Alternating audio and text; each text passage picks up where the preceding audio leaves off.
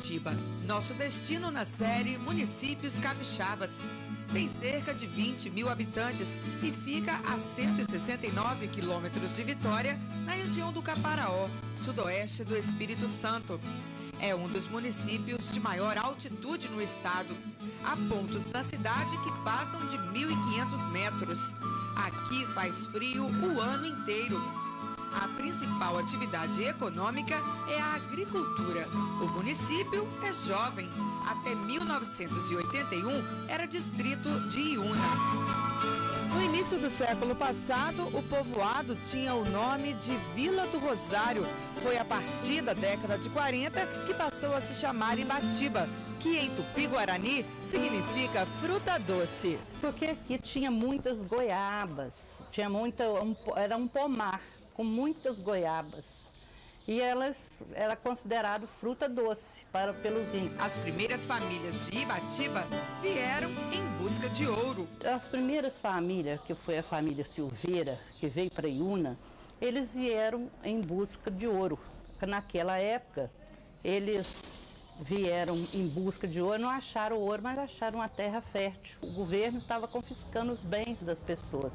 Então, aquelas pessoas mineiras também correram para o município de Iuna, onde localizava Ibatiba também, pertencia a Iuna.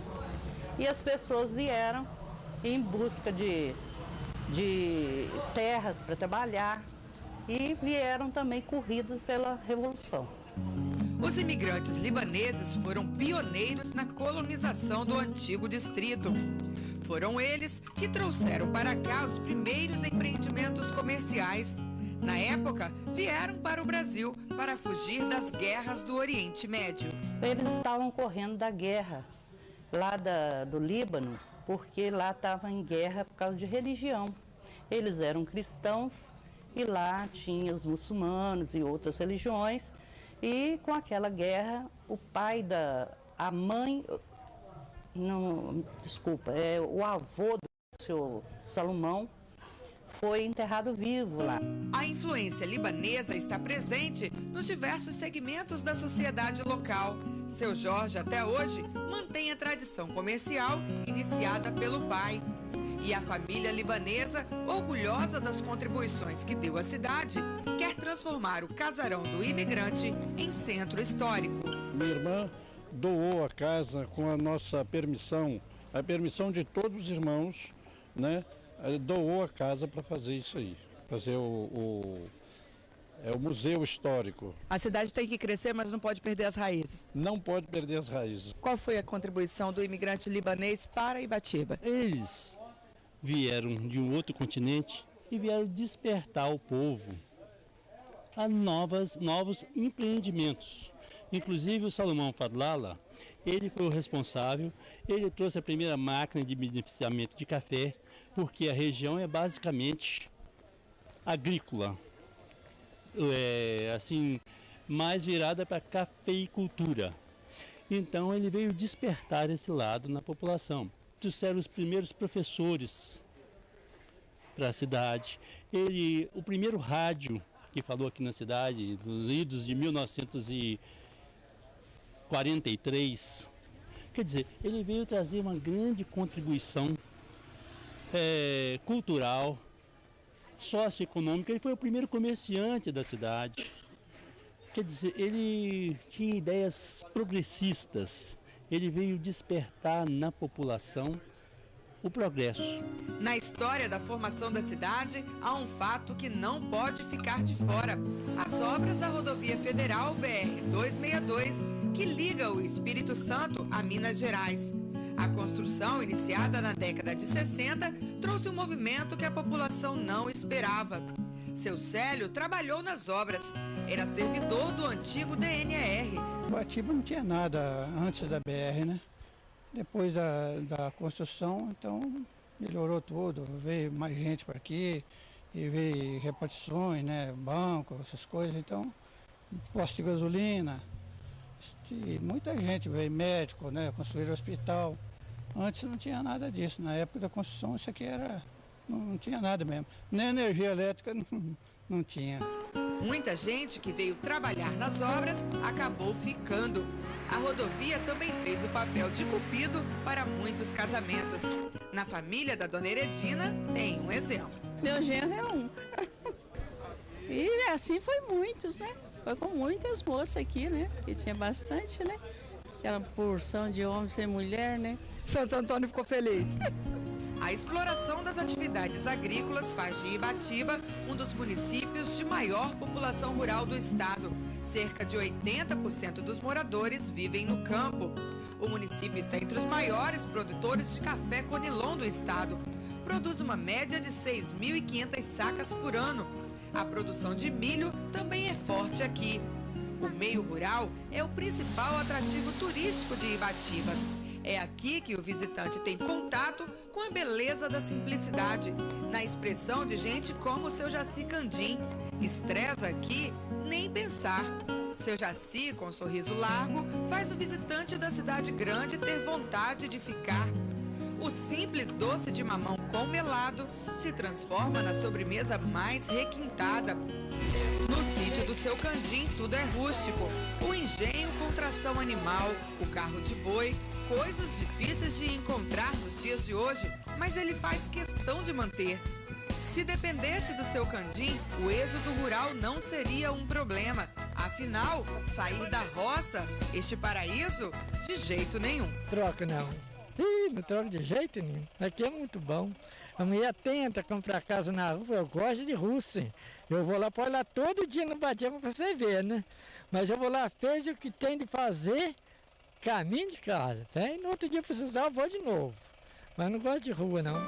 Com paisagens típicas da Serra do Caparaó, onde o horizonte é desenhado por montanhas e colorido com muito verde, Ibatiba mantém preservadas suas fazendas históricas, que pertenceram aos barões do café. A arquitetura rural é devido aos colonizadores da época, né, que tinha toda assim, já a colonização baseou-se assim, em muitos portugueses também, e muitas casas foram baseadas na estrutura de Portugal, aquelas fazendas antigas. E esses casarios existem aqui em Ibatiba até hoje, são as mais belas fazendas de todo o Caparaó. E são preservadas? E são preservadas, são muito belas e vale a pena dar um pulo em Ibatiba para conhecer essas fazendas que vão ser transformadas em área de turismo, que eles já estão estudando o cama e café para ser colocado nessas fazendas, até para dar oportunidade do povo conhecer a riqueza dessas fazendas, de detalhes, né? de madeiras que são construídas, né? E isso é uma coisa que nós temos que deixar também para os nossos filhos. Passear entre as trilhas do interior de Ibatiba é a certeza de encontrar água farta, muitas flores e uma gastronomia típica. Comida feita no fogão a lenha, na panela de ferro.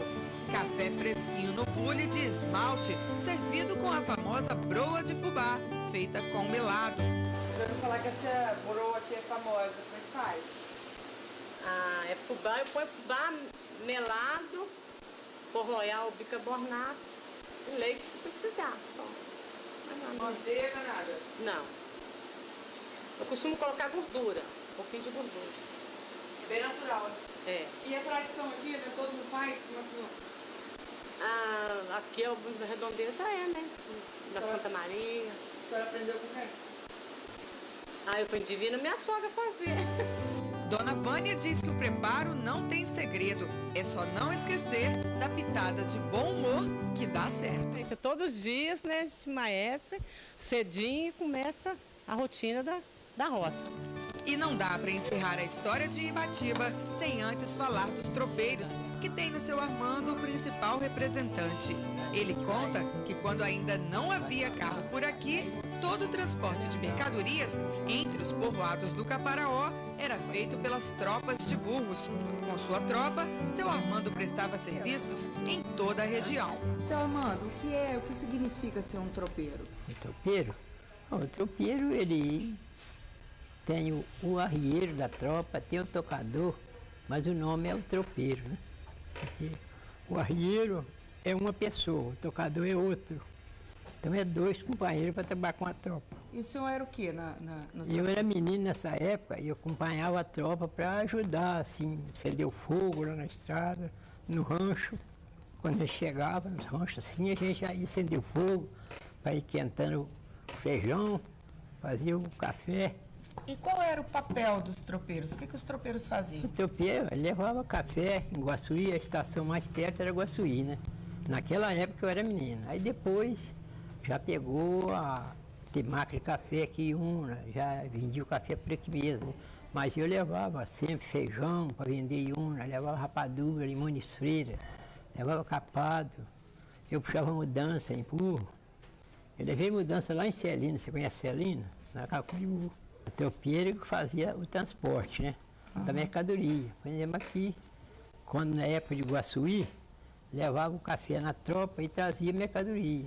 Trazia arame, trazia querosene, trazia sal, trazia ferradura para ferrar a tropa, que usava muito a tropa naquela época. Até que época, mais ou menos, que esse tipo de trabalho era utilizado? Quando chegou a parar, eu comecei com 10 anos, quando eu estava com uns 17 anos mais ou menos, aí já não transportou mais para Guaçuí. Né?